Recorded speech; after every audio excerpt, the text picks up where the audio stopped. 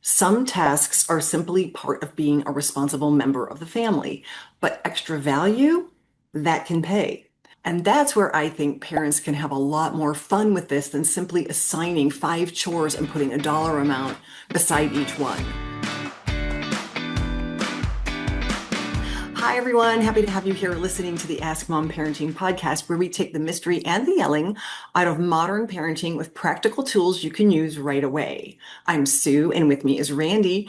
And whether you're deep in the toddler tantrums, navigating tween and teen drama, or somewhere in between, you'll get clarity and actionable tools one episode at a time. Is your kid good with money or just good at getting money from you? If you can't tell the difference yet, stick around because a lot of parents can't, and until their 24-year-old asks to borrow rent. Allowance, chores, good grades, $20 on their way out the door, or Venmoing them the second they say, Mom, I need something. Every family's got a system, and everyone's got an opinion about which one is right. Ultimately, what's right for your family is what's right for your family. But here's what I think the conversation around money has been missing. Kids learn real life skills from the way money moves through your home. And every time money changes hands, there's a chance to teach them something about value. And sometimes that something is that money is a trade and not just a handout from mom and dad. That's where allowance comes into it for me. I've never really loved the idea of a guaranteed payout just because another Friday showed up on the calendar. Real life just, doesn't pay us for existing. Much to the dismay of my kids, their mom is a serial entrepreneur, so handing them money just for showing up never really occurred to me. I was much more interested in hearing how can you add extra value to our lives in exchange for a buck? Or what can you create, sell, improve, or solve in exchange for money? I wanted our kids to understand that money is a tool. You can earn it, save it, spend it, invest it, give it away. You can use it to solve a problem or create an opportunity for yourself. I didn't want them to just understand the value of a dollar. I wanted them to understand how to use a dollar based on what they wanted it to do for them. So in our house, we talked about how you make money, how you keep some of it, how you grow it, how you spend it, and maybe most important, how you decide which of those makes the best sense for you and when. Because knowing how to get money is one skill, but knowing what to do with it once you have it is a completely different skill. That's why paying kids for chores or good grades, which honestly I never really cared about, wasn't enough for me. There's a big difference between giving kids easy access to money and teaching them how money works in the world. It's important that they understand that every dollar comes with a choice. Money can create freedom for you. It can become a trap, something that controls you if you've never learned how to manage it. So today we're talking about the right way to give kids money, the lessons and value that most kids never learn. We're going to cover 3 things. Number 1, earning it, so how value is created, spending it, and spending their own money feels completely different than spending yours, and growing it. And this is where we introduce them to investing. I love this topic. I'm so excited that we're talking about this today. I actually we're about a month into my kids having a green light account where Ah, they have a savings account. Yeah, it's tied to a little bit investing, although we're new to it, so we haven't got there yet. But the kids have debit cards and everything like that. So we're kind of new territory for me.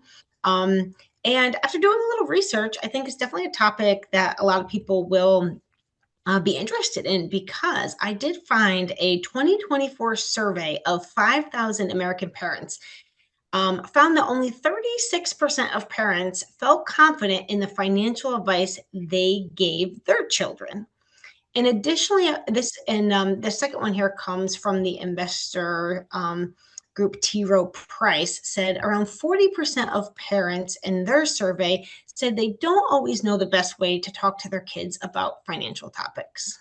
interesting. It kind of gets back to what I talk about with just in general parenting and techniques is that we have to have training conversations. And that's one of the most important things. We think we can make a command or we can tell them to do a chore or we can ask them something. We forget just how we have to get back to the basics and how little they really know, and that it's upon us to teach them and to show them what our words actually mean. So in segment 1, we have earn it, teaching kids how value is created. The first thing that I wanted my kids to understand about money was pretty simple. Money is exchanged for value. And that meant making an important distinction. Not everything pays. Our kids had friends who were given allowance each week, come rain or shine. And we explained our position. Quite honestly, our kids respected it. The few times I felt generous and giving kids money for no reason, they kind of did feel a little guilty and bad about it. Now, make no mistake, that was a fleeting feeling, but it did make an appearance. We told our kids that basic family responsibilities did not automatically earn money. We have certain expectations just for living in the home. Make your bed, pick up after yourself, help clean up, take care of your stuff, and pitch in around the house. You live here, so congratulations, you're part of the operation. Some tasks are simply part of being a responsible member of the family, but extra value, that can pay. And that's where I think parents can have a lot more fun with this than simply assigning 5 chores and putting a dollar amount beside each one. I wanted my kids thinking, what can I do that's worth something to somebody else? Can you save me time? Can you do a job I don't want to do? Like I hate vacuuming. Okay. Can you solve a problem? Can you make something better? Can you create something that somebody wants? That is value added earning. Like I mentioned earlier, running my own business and a home of 6, time was an incredibly valuable asset to me. If you're multiplying time for me and it gets me an extra 30 to 60 minutes of downtime at night, then we're lining your pockets with some cash.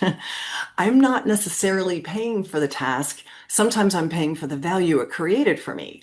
And kids can understand this surprisingly young. It teaches them to look around, notice what needs to be doing, and ask, what can I take off mom's plate that would really be worth something to her? That's a much better skill than just waiting for me to create a chore list.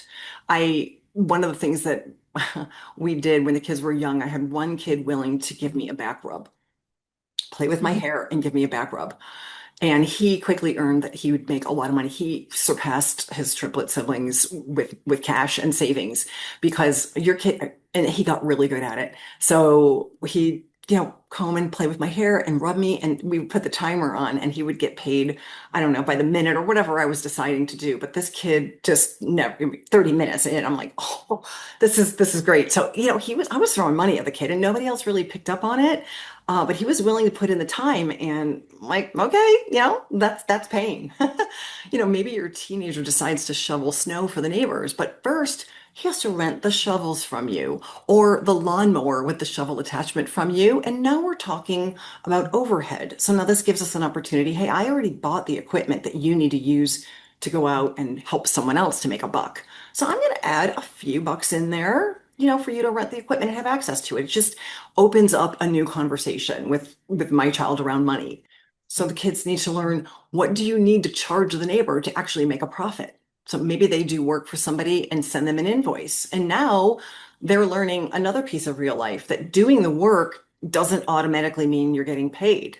Not always, it's not always the same step. And sometimes you do work and people don't pay. I also loved creating other unique ways for my kids to earn money. I'm not paying you to get good grades because, again, grades are something you need to care about. That isn't the goal for me, but I will pay for you to read a book of your choosing and then sit with me and talk to me afterward about what you learned from the book. Now I'm getting quality time with my kid. He's reading more, and, it's a win-win for us.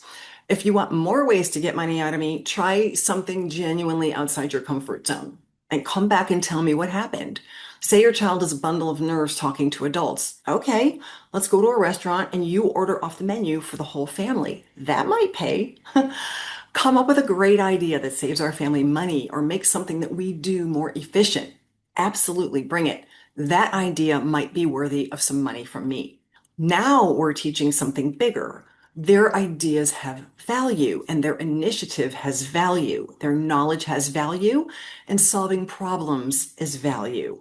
And that is a very different lesson from here's 20 bucks because it's Friday. And here's where I probably made earning money from me a little annoying for my kids. Value wasn't always fixed.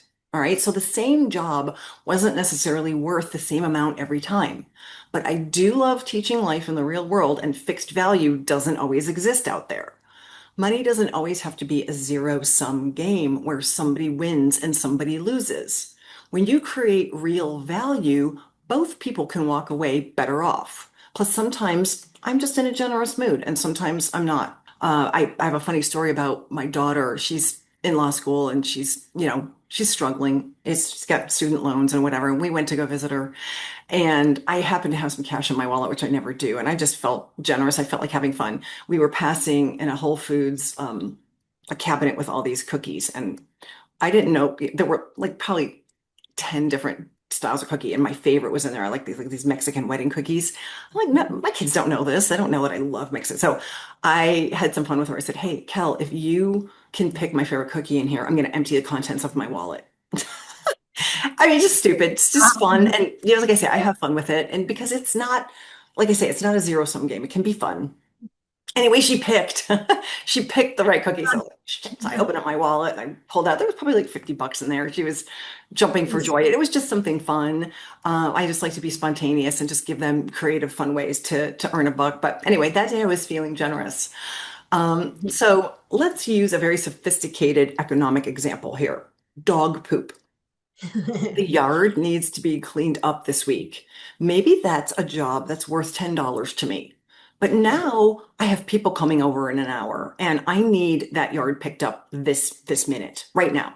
I might be willing to throw my last 20 at you, double your pay if you get this done right now. It's the same dog poop, apparently much more valuable dog poop now because I need it picked up right now. And it might be your weekly chore or, whatever I need it done now. So now let's flip it. Say my kid suddenly needs money tonight because there's an event that they desperately want to attend. Well, now the urgency belongs to them.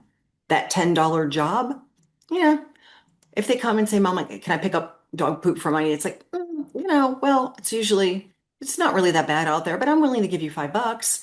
And if it's freezing outside and pouring rain and they're out there picking up dog poop and I really need the job done, well, the price might go back up. So it's just kind of a fun way to give them incentive to earn money, but without ever sitting my kids down for an economics lecture, they were learning that supply matters, demand matters, timing matters, urgency matters, and negotiation. I love negotiating with the kids. And most importantly, value changes depending on who needs what and when.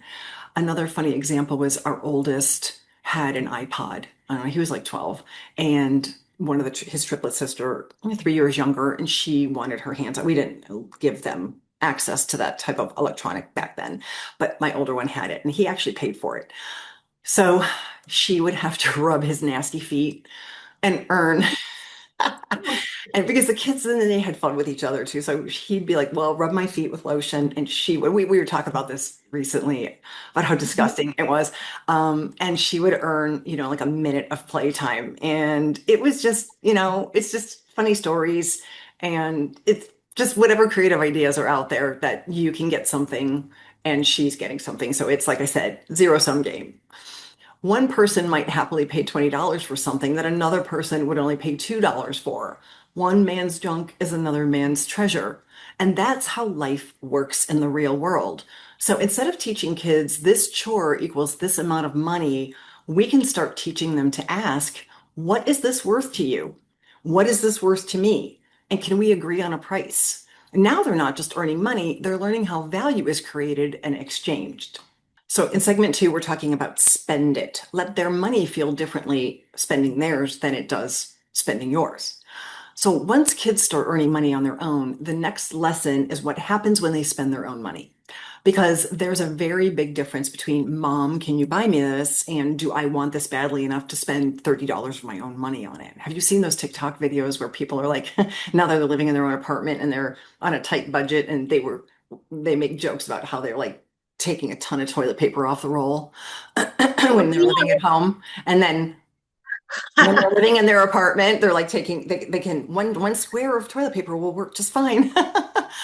The two different completely different shopping experiences. When it's our money, suddenly everything looks necessary for them. And when it's theirs, now they're standing there doing math.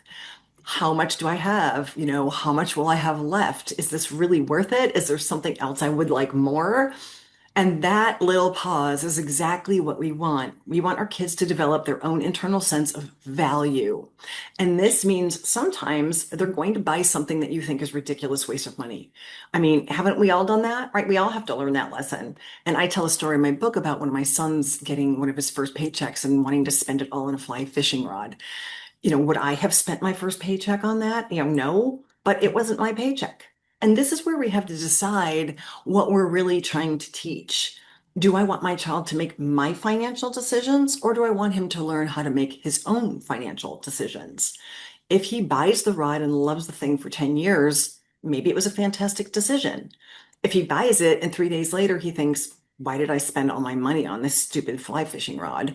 That's also useful because now the lesson belongs to him. And I didn't have to lecture it into him. He experienced it. And that experience starts teaching kids one of the biggest realities of money. Every yes costs you another yes somewhere else. If I spend $30 here, I don't have that same $30 over here. That's the trade-off. And kids need to feel those trade-offs while the stakes are still small. Now, here's the part that's hard for parents. This is the hardest part. They spent the money, then something else comes along that they want, and suddenly we hear, but I don't have any money. Yeah, Mhm. correct. That's what happens when you spend it. You're out of it. Every time your child runs out of money, it actually means something to them when we don't step in. That experience is one of the best financial lessons available to them. Running out of money is the consequence. As incredibly tempting as it feels, our kids don't need a 10-minute speech about that. See, I told you not to buy that. They already know. Let the empty wallet do the teaching. Maybe your teen spends all their money over the weekend and now doesn't have enough money for something fun with friends. That's uncomfortable, isn't it? But at that age, it's still manageable. And there's another piece here that I think is important. Don't confuse letting kids experience a financial consequence with abandoning them. We're still available. We're still here to teach and train. We can talk you through it. We can ask, what do you think you'll do differently next time? What part of the purchase was worth it to you? And what are your options now? But notice what I'm not doing is immediately solving it. Spending it all? Now there's less available. Save some? Now you have choices later. Wait before you buy something? Maybe you realize you didn't really want it that badly after all. Spend your own money on something that you absolutely love? Great. You just learned that sometimes spending money is worth it. Money gives you choices, but every choice changes what's available next. And that's why I want their money to feel different than mine. Actually, there's also another piece to all of this, and we probably, I don't remember how old they were, probably high school when we opened up their credit cards, not their credit cards, their debit cards. So, a lot of the banks have these types of programs and they learn how to manage the money. If it's not in the account with a debit card, you ain't got the money, you ain't spending it, you ain't buying nothing. So it's a great way for them to be able to experience spending money. There were times where they drew their account. There's a fee for that. Like there's just so many lessons there. So check with your bank, and most of them all have high school debit cards for them to start learning. Yeah, I think that's definitely great. And I love the connection between like money and choices. I'm going through that right now with my kids. My son's 8.5, my daughter's 12, and I realized pretty quickly with them, just how great they are at being consumers, right? You take them into a store and suddenly they want all the things. And I started to kind of realize between birthdays, holidays, gifts from family, I get a lot of money gifts. Like their money adds up pretty quickly. I'm like, wow, like you guys definitely have more money than I did at that age. And it really does add up quickly. So, that's what I've been doing as well. Whenever I can, I have them use their own money to pay for things that they want. And at first, it kind of came from knowing they had money, also knowing they were always asking me for things, but then also just wanting them to be able to discern, what they really wanted because I was accumulating a bunch of stuff in my house. And really, the biggest thing I noticed was when they had to spend their own money, just like you were saying before, it completely changed the way they thought about the purchase and it still does. And I have found that it naturally helps them start thinking about the differences in something, they want in the current moment or, something that they'll value sort of long term, they are having those thoughts of, do I want this right now just because, it sort of looks good right now, but then when they have to spend their own money, I think they get into more of that like long term thinking about how to use their money, which I absolutely love because I didn't really have those lessons growing up, quite honestly. And I mentioned earlier, that we got our kids like a green light account, and we're still kind of new to it, but definitely trying to teach them some of these things earlier than I did, because I think it's the earlier the better. And also, like it's just, lessons we all sometimes learn the hard way, like in our 20s. And I know, like the green light I mentioned, it comes with some investing, and it'd be great for them to just like learn it way earlier on than I did. So, yeah, I think it's all great conversations to start having as soon as possible. Good. Well, I've got, so our third segment here is going to be grow it, introduce investing. And I do mention some apps in here, and Greenlight was one of them. So I'm curious to hear a little bit more about what you think of it. So show kids that money can work for you too. So this is one of the money lessons I really wish more kids were learning young. We teach kids how to earn money by working, but that can accidentally leave kids with the idea that the only way to make more money is through just working more hours. But that is not the case, and that's where investing comes in. I had one of our triplets really on me about learning how to invest from a young age. It was just something he was interested in. And I tried to find some youth classes for him, and nothing existed at that time. So I bought him a book, and then that was kind of overwhelming. Investing is super confusing, and I didn't really find anything for kids, back in those days. So ultimately, at 16 years old, we decided to gift them a little more money for Christmas and open a Fidelity account for investing. And when I say gift them more money, we chose $800. Maybe it was 1,000 at the most, but $800. And my husband and I got together. We're like, okay, this is a goal. We're gonna do this. We're gonna have them open the account. They're 16. They're still under our roof. They can play, experiment. And the funny thing is, it didn't really go over too well initially for Christmas when they opened up a box of cash and they're like, we get this chunk of change and we can't spend it. And like, yep, that's right. Now, you have to sit back over time and watch it grow. And it turns out to be one of the best gift decisions we ever made for them. And now they're in their 20s and they completely agree. And it was just all the lessons, all the conversations, them being in their early 20s. Now I'm like no savant when it comes to investing. Like I know the basics, but about 8 years later now, they've surpassed me on their knowledge, which is so much fun. And, I knew enough to get them started, and what a thrill it's been to see them grow their money. We had them put their years of Christmas and birthday money that they had in the bank into Fidelity's high interest savings account. And then we also looked at like dividend producing ETFs, among a few other funds. But every month I would remind them, hey, check your free money. I called it free money because when you've got the investment, if that goes up and you're getting a dividend on top of it, that's extra money. It was just the best, most basic way to get a teenager to be like, oh, free money. And then when they had their Christmas cash that had accumulated, like you were saying, it's a lot of money over the years. That's in the high interest yield, savings account. That's better than the bank that gives you like a couple of pennies. This was giving them, $20 or whatever it was. Like that's real money. Every month I would say, check your free money. They were getting tired of hearing me say it, but it was just a way for them to log back in, understand, wow, I started with this amount and now I have this amount. And between the interest and the dividends and even, an extra $30 was like worth a free dinner or free clothes or whatever it is that they wanted. Is easy way to keep them checking the growth, excited not to touch the money. And in our family group chat now, we share investment ideas and celebrate when someone won big or commiserate, when we've lost a few bucks. One of the kids has even saved enough to put a down payment down for his first house. Others have traveled to Europe. They've covered their expenses while also keeping the rest growing. This effort, if you're going to do this with your kids, it's not one and done. It requires ongoing conversations and involvement on your part, staying in touch, asking questions.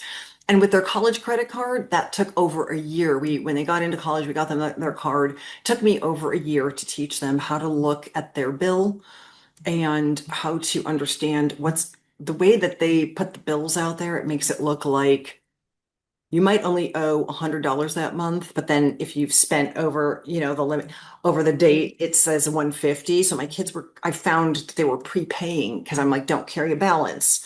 The few times they had to carry a balance, we got to teach them, look at this late fee, look at this interest. This is 20 extra dollars you don't have anymore because you spent more than you had. So all of these little lessons, it was funny because I remember my oldest was prepaying. And I'm like, well, you don't owe the 150. The 150 is after the closing date that goes onto your next month. So it was many, many months of looking at the receipts, looking at the statements, understanding how this works. And now they know that if the card closes on the 5th, and you need to buy some airline tickets, you can buy the tickets on the 8th and you'll get 60 days. So it's not just 30, it's going to go into that next statement. So now we've learned how to make this work for us. So if you're interested in teaching your kids some easy, low stakes ways to teach them, about investing and, how to get started on these things, look into these apps because none of this existed when my kids were young. So for teens, there's something called Fidelity Youth, which is worth looking at. It's designed for kids 13 to 17, and the teenager owns the brokerage account with the parental oversight. So there are no account minimums, and teens can invest in as many US stocks using fractional shares for as little as $1. And again, back when we did this about 8 years ago, the minimums were very high for the kids, but now there's these apps and there's new ways to get them sort of in there understanding how this works. So now your teenager can take $10 that they earned and say, I could spend this, I could keep it in savings, or I could invest it and see what happens. Or best yet, divide it up. Take a few bucks and spend it, take a few bucks to invest it. So one of the other ones is Greenlight, which you mentioned, and that also offers investing features designed for families. So kids can research stocks and ETFs, and they can propose trades within parental guardrails. So you're still part of the process while they're learning with real money.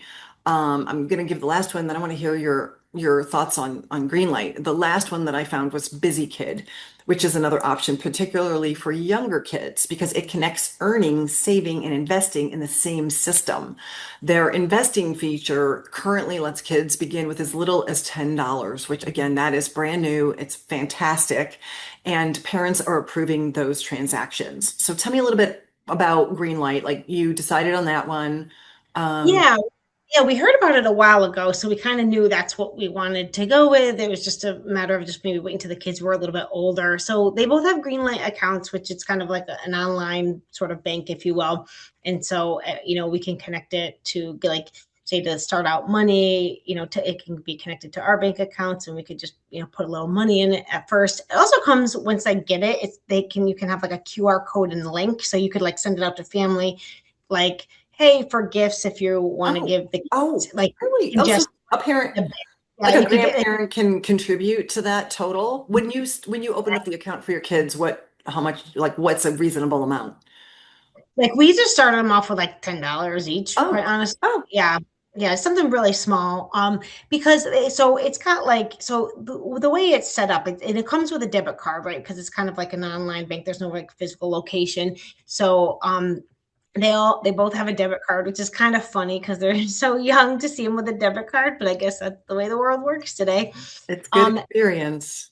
yeah, and so like, yeah, I'm teaching them like they're just starting to use in like the tap to pay and everything. But what's really nice about that is you put the money in like I think what they call it like a general sort of there's like buckets almost. So the money Mm. can go general, or I could put money in the savings. So that what I love about that is having the buckets is when there's a savings bucket, the kids can take money from their like general account and put it into the savings, but they can't take it back Oh, out. that's That's brilliant. That's brilliant. I was reading a retirement book a while back about, you know, just kind of getting my head around different strategies. And that whole bucket mentality is something they've used for retirement as well. And I love that idea. It's very easy for a kid. It's very actionable and consumable for a kid to understand money in the buckets. Yeah, it's great. So they can't take it out without parental permission. Meanwhile, I could just put money in their savings account and just say, here it is, Now, will please pay. they Can't do move they it out.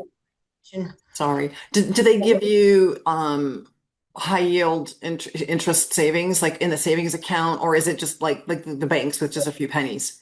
I mean, I think it's a little bit more. I don't think it's super high interest, but I do think it's a little bit more than average. And then there's the investing portion if you want to go that route, which we haven't done yet, but I do definitely want to. Like my daughter is just turned 12, so that I think that around now will be a good age for her to kind of start with that. But yeah, so far so good. And what's nice for parents who do want or need to, the great thing about that debit card that they have with Greenlight is that you can like there's so many controls on it. You could Mm. say, oh, you can only spend this much money at this particular store and set it. It's there's lots of different controls. There's like a chores thing on there where if you did want to pay for some of the above and beyond type of chores, you could just it's so many options. What's nice, you could just like I cook chores. Like I think I can assign because I haven't done that either. Because kind of like you, I don't really like pay the kids to do like the typical stuff around the house. But yeah, if it's above and beyond, definitely will. But I Yes, now think you're gonna be getting a massage. yeah, right, exactly. Yeah, but I think like you can set chore like amounts and then just say, okay, I'm going to give it at this time. You can just click it because it comes with an app and the app is great. So all the features are really great. There's a lot of parental controls around it. And then they do have the investing piece as well, which definitely want to get into. But I definitely loved hearing about the Fidelity Youth that you mentioned because I haven't heard of that. And I've had Fidelity for a retirement Okay. account and love them. Super easy Yeah. to use. So Yeah, yeah, we do too, and that's where we ended up putting the kids because they wanted I just everything consolidated and everything, and it works. So, and since I live in the big picture, I will leave you with an overall money mentality that has worked for us and our family is teaching the kids that money is a tool. It's not a mysterious and coveted thing. Money can buy convenience. It creates opportunities. It solves problems and it funds experience, helps someone else, or it buys back time, like especially for me, right? If the kids are going to help me save my time, money is freedom and it provides choices, but money needs direction. So it's just looking at money in a different way. If every dollar has no purpose, then it will disappear. And kids can learn that money can have different jobs. It can be spent, it can be saved, it can be invested, it can be given, and it can be built.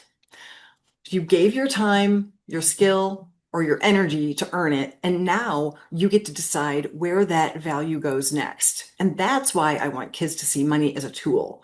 It can buy something fun today, or it can create freedom later. It can solve a problem, and it can grow through investing or helping someone else. Money isn't good or bad. It just goes where you direct it. And learning how to direct it well is one of the most useful skills in life that we can give our kids. And as it turns out, handing a kid 20 bucks every Friday simply for making his bed doesn't quite teach all the nuanced goodness. Good parenting is hard, but if you want independent kids, this is what it takes. If you like these practical tips on how to raise capable kids and you want more, join my newsletter. It's weekly tips and advice just like this. Each week, I share simple strategies to help you handle everyday challenges of parenting while raising kids who are responsible and ready for the real world. Sign up today at askmomparenting.com. Thanks so much for listening and happy parenting.